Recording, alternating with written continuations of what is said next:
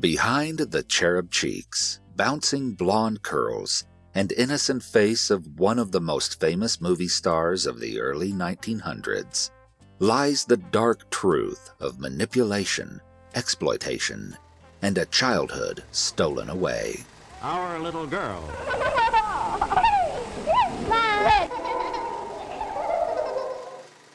What is up, Iwu crew? Now remembered as the beloved old-timey child actress, Shirley Temple is a symbol of angelic childhood innocence. But the bright and charming tales she portrayed on screen are far from the real truth of her life.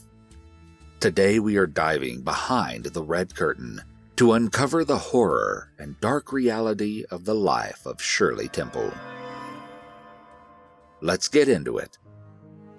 Shirley Temple was born in 1928 in Santa Monica, California, to a father who was a banker and a mother who stayed at home to take care of the 3 children.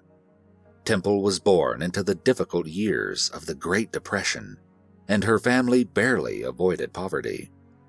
Almost as soon as she was born, and certainly as soon as she could walk, the Temple family put all of their hope into their youngest daughter. Though only a toddler, they believed she had immense talent, and so, despite the vast and indiscriminate suffering during the Depression, they used what little extra money they had to enroll her in dance classes. Her mother had wanted to be a dancer herself, and when her own attempts came to nothing, she forced her 2-year-old daughter onto the stage.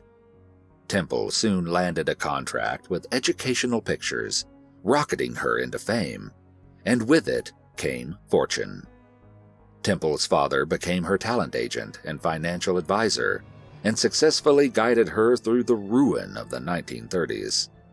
As everyone around them lost most of their money and plummeted into destitution, the Temples became rich. Despite her later reputation as America's sweetheart, Shirley Temple's earlier roles on the movie screen were often wildly inappropriate and cringeworthy. Desperate to have their daughter make it big, her parents allowed her to play any role she was given, no matter how the scripts may have exploited their young daughter. Her first speaking role came at age 3, in a film called War Babies. The film's premise involved an entire cast made up of children playing the roles of adult soldiers, except for Temple, who was cast as an exotic dancer, though she was just a toddler. In this film, Temple receives her very first kiss, and as creepy as that may sound to us, her father had approved the script. Following this movie, her castings continued to place her in roles more appropriately suited for adults, as it was a popular theme at this time in history to have very young children make a series of spoofs based on popular films. As entertaining as these films may have been for the audience at the time, they often placed children in uncomfortable situations far beyond their years. One of the spoof films was called Baby Burlesques, where many of the children were featured half-dressed, and Temple herself wore a large mock diaper, held up with only a safety pin. Shockingly, her role in the film was as a character named Charmaine, who was a sex worker. Temple would deliver lines such as, "I'm expensive," before proceeding to exchange kisses for lollipops. The suggestive roles Temple played on screen ended up resulting in one of her films being banned in Denmark, Italy, and Switzerland for unspecified corruption. In Curly Top, Temple played Cupid and was shown completely naked except for gold paint, which some countries believed was a bad example for the children viewing the movie, resulting in its banning. Her parents, though, had no objections to any of these movie characters, and in fact, in an attempt to make her more marketable for these cute roles in Hollywood, her mother would frequently lie about her daughter's age. It is not only Temple's life on screen that was tumultuous and dark, but behind the camera as well.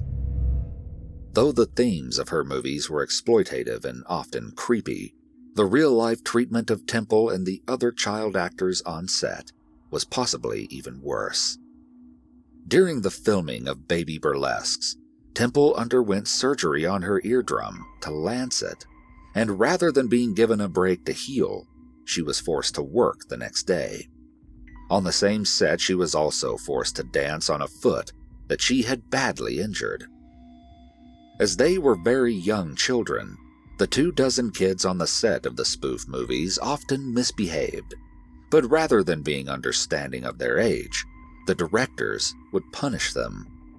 The first round of punishment would be to force the young children to stand in a cold puddle until they calmed down, or literally cooled down. If this didn't work, they would be placed in the second punishment, which was a black punishment box brought on the sets. The box was a windowless sound booth containing a block of ice where the children would have to sit. Temple herself spent frequent time in the punishment box. A few of these times even resulted in ear infections. The horrible treatment on set did not end there. When she was cast in the film Little Miss Marker, Temple was required to cry on cue, and in order to ensure that they got the shot, the director terrified Temple into crying when he lied to her by saying that her mother had been, quote, kidnapped by an ugly man, all green with blood-red eyes. Even though her career had a rocky start, in 1934 Temple's fame really took off when she starred in the film Bright Eyes. Temple quickly became one of the biggest stars in America. According to the New York Times, she was photographed more often than the then-President Franklin D. Roosevelt, and was the most popular movie star from 1935 to 1939. But all this fame only welcomed more darkness into her life. After her film Captain January came out in 1936, the then 8-year-old girl's performance was described by the British writer Graham Greene as her neat and well-developed rump twisted in the tap dance. The lecherous writer once described her in the movie Wee Willie Winkie as, wearing short kilts, she is a complete Tootsie. Watch the way she measures a man with agile studio eyes, with dimpled depravity. Though Temple frequently acted as characters far advanced beyond her age, there was no excuse for Greene's statement of, quote, her admirers, middle-aged men and clergymen, respond to her dubious coquetry, to the sight of her well-shaped and desirable little body, packed with enormous vitality, only because the safety curtain of story and dialogue drops between their intelligence and their desire. Greene also frequently insulted Temple, calling her a 50-year-old dwarf. Temple eventually sued Greene for libel, or the publishing of a false and damaging statement, and won. This win didn't stop Greene from continuing to refer to Temple as that little. Though she was incredibly popular, in 1940 20th Century Fox released Temple from her contract with them, after a few of her movies were unenthusiastically received. At only 12, Temple had to negotiate a contract with Metro-Goldwyn-Mayer. Though this may sound like an upturn in her career, MGM had already cemented a reputation of exploitation from exhausting their child actors as they attempted to make as many movies as possible while they were still young. Disturbingly, the almost impossible work schedule was the least of 12-year-old Temple's worries, as a studio producer named Arthur Freed had immediately set his unseemly attention on her. As the two had a private meeting without her parents present to discuss her transferring her contract to MGM, Freed undid his trousers in front of her and exposed himself. He reportedly told her, "I have something made just for you." Incredibly uncomfortable and violated by Freed's advances, young Temple nervously giggled until he grew upset and demanded that she leave his office. Though the man was clearly a predator, there was little recourse for Temple, and Freed went on to have a successful career. Temple only spoke of the incident almost 50 years later in her autobiography. Sadly, Temple's nightmares at the hands of the men in powerful positions had only just begun. Even though still a young teenager, she had to fight off frequent advances from predators behind the scenes of movie sets. One Hollywood producer, who Temple names only as the Wizard, actually threatened her when she fended off his interest. He told Temple, "Look, I'm going to be a big executive. We're going to have to get along. What I had in mind was just a workplace formality." Though Temple appears to have escaped his advances, the threat was clear. As a man in power, he could make or break her career if she didn't do exactly what he wanted.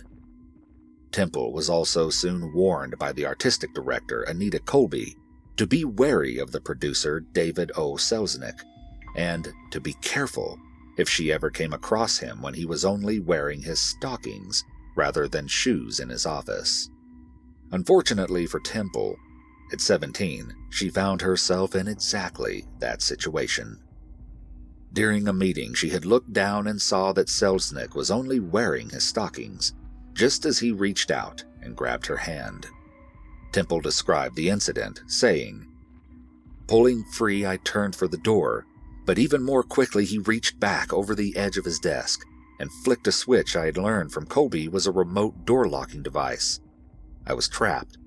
Like the cartoon of Wolf and Piglet, once again we circled in reverse directions around his furniture. Blessed with the agility of a young dancer and confronted by an amorous but overweight producer, I had little difficulty avoiding passionate clumsiness." The consistent attacks on Temple were not always avoided. She was groped by George Jessel, an actor often remembered as a multi-talented comedian, and beloved by his fans until a recent re-evaluation of his career, as he had occasionally performed in blackface. Jessel had lured Temple to him by claiming the need to review a role of hers in one of his films. While speaking to her, Jessel put an arm around Temple and pulled her against him while undoing his pants. As he held a struggling Temple, he groped under her shirt.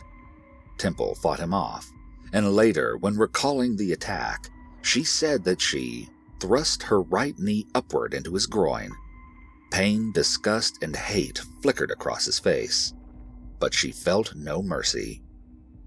To Temple, more and more the adult movie business seemed populated with a bunch of copulating tomcats.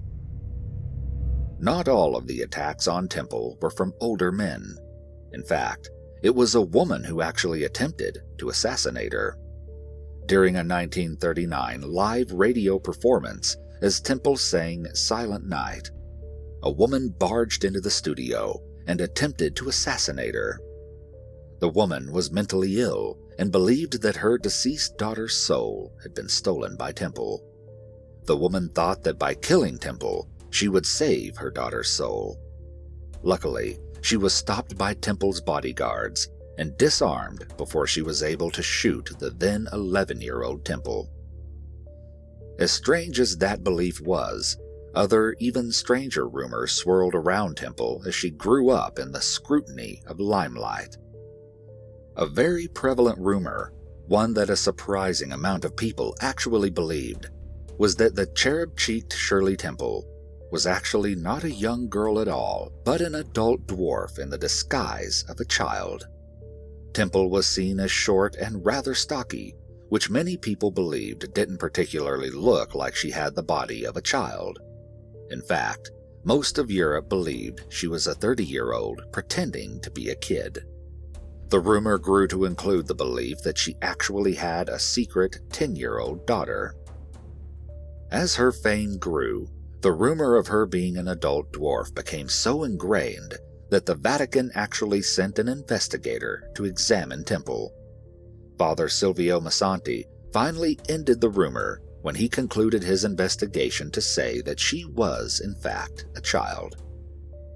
For those who believed that Temple was actually an adult, they cited their proof in the fact that she didn't seem to ever lose her baby teeth, as she appeared in frequent films all through her childhood with a full set of teeth. Another version of this thought included that she must have shaved down her adult teeth in order to appear smaller and more childlike. The rumors became so prevalent that Temple herself actually had to address her teeth, saying that she did lose her baby teeth throughout filming movies, but was forced to wear dental caps to cover the gaps that directors thought would look unseemly on screen.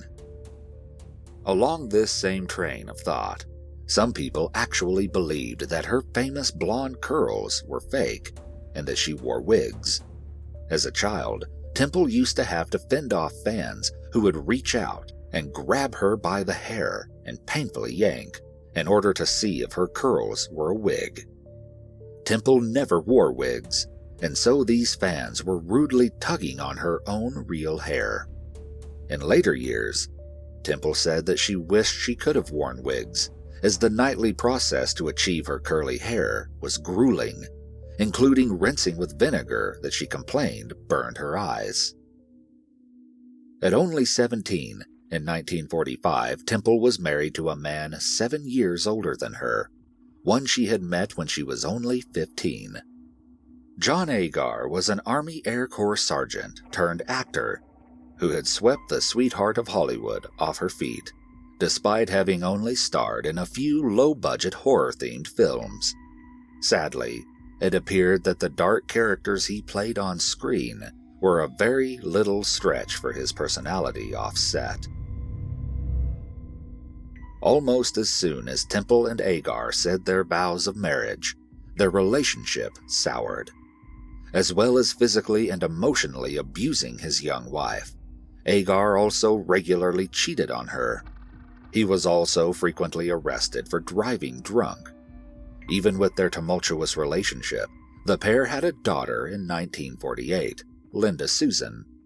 Still, after 5 years of mistreatment, Temple finally sued Agar for a divorce on the basis of mental cruelty, during which he slandered her name. Agar blamed her for his drinking and the failings of their marriage, and even years later, he went so far as to try to disrupt Temple's chance at a diplomatic posting by telling the FBI that she was emotionally unstable during a check into her background. Later the same month that her divorce was finalized in December 1950, Temple ended up retiring from acting at the ripe old age of only 22. She was also now a single mother, but less than 60 days after the divorce was completed, Temple was once again engaged, to the shock of many. Her new husband seemed unconcerned with Temple's fame and status, saying that he had never seen a Shirley Temple film, and indeed, it does seem that their love story was genuine, because they remained together for almost 55 years, until his very last days. But although she may have found her perfect match, Temple's career wasn't flourishing. Sadly, though she had been an acclaimed child actor, few mourned the loss of her career in Hollywood. Though she had appeared in 40 movies, as her golden blonde curls turned brown when she turned 17, Temple lost her appeal in films. She was soon called an unremarkable teenager. Around the time of her marriage, Temple was cast in fewer and fewer films. She had actually started to wane from acting when she was only 12, as she was aging out of her cutesy roles, and so her retirement appeared almost unnoticed. Despite the scandals and assaults that she had survived, Temple should have amassed a very large fortune by the time she retired. During her years of high fame, she was making $1,000 a week, while her mother was paid $250 to style Temple's curls. The family also received $15,000 each time Temple completed a film. This price was later raised to $35,000 when her stardom helped to save 20th Century Fox from bankruptcy. For the Depression era, the Temples were incredibly wealthy, all from their daughter's talent. However, like many things in Temple's life, all was not as it seemed.